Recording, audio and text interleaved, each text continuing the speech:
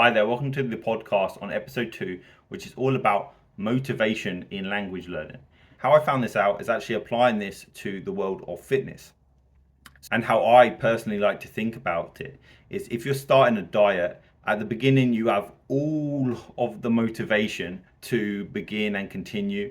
You do three things in particular. You envisage the goal where you want to achieve, the weight you want to achieve, or potentially you want to run a marathon. And so you aspire to run in the marathon in the future. That's a goal. The second thing would be to be aware and be knowledgeable about what foods, what macros are important that you will need to consume in order to lose that body weight.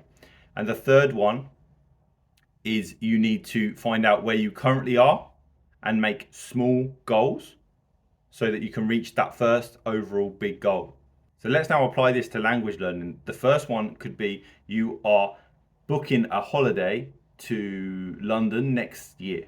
This is the overall goal you'd like to achieve. You'd like to be able to understand people, be understood yourself, and really enjoy yourself in the language, as that's the reason why you're learning English.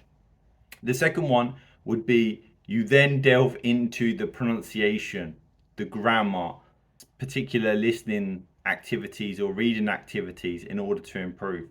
And the third one would be you take an assessment to find out where you're currently at, and you find topics that you want to talk about, and slowly you improve on that topic, which starts to get the ball rolling. And this is the motivation that you can use to continue with English language learning. What I found is if I don't have the passion and I don't regularly review these three ways of motivating myself, then I quickly come into a rut and I don't produce content. I don't improve my Romanian.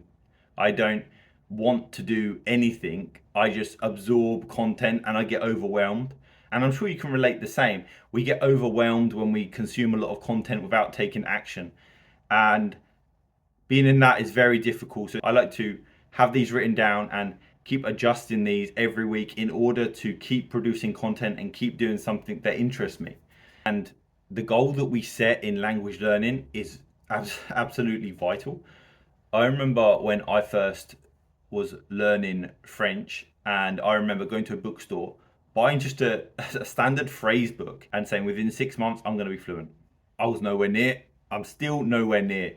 That goal is unachievable. And if this is the sort of goal that we set when we learn English, then we're never going to be fluent.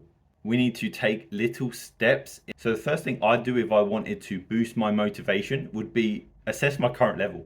Once I know my current level, say of English pronunciation, and I don't know how to pronounce the TH, for example, a very difficult word which is common in British English and you kind of need to master. Once I have practiced this sufficiently, 1 week, 2 weeks, a month of regular practice in everyday expressions, and you'll then be able to see the difference from a week ago. As picky if you've recorded, and this is the motivation scale, you're already higher. The next one you pick on the sh sound in English, for example. Once you've mastered that, you're already here. You're taking steps towards the goal. Whether if you just set the goal from where you are, I want to sound British, what steps are there to take? It's already overwhelming you. You're going to be consuming a lot of content and probably not even exercising it, probably not taking it into practice. And so to make sure that the overall goal of your English learning is achievable, measurable, and you can reach it, and you know the steps that we can take to achieve this. Finding the time to learn a language is difficult in itself.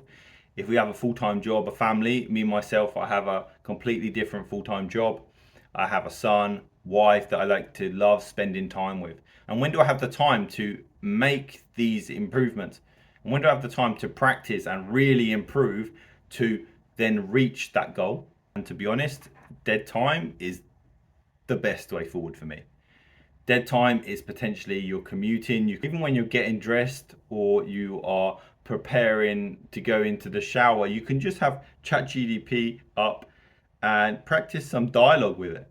We'll be going through in future episodes how you can utilize ChatGPT to really improve your pronunciation and speaking, as it's an amazing tool. But that's for another episode. But Dead time is time when we aren't actively doing something, we're more passively doing something. So for example, preparing food or preparing to go in the shower, getting dressed, commuting, walking to work. This is time when we're not actively doing something, which is taking brain power. We can use that brain power to effectively learn something. And think about it, 5 minutes of English now and again throughout the day could build up to half an hour. And in a week, that's 3.5 hours of English learning time that you've learned. So dead time for me is the best way that I achieve goals, and I produce content for you guys. And it's the best way of achieving language learning goals that you haven't set too far away.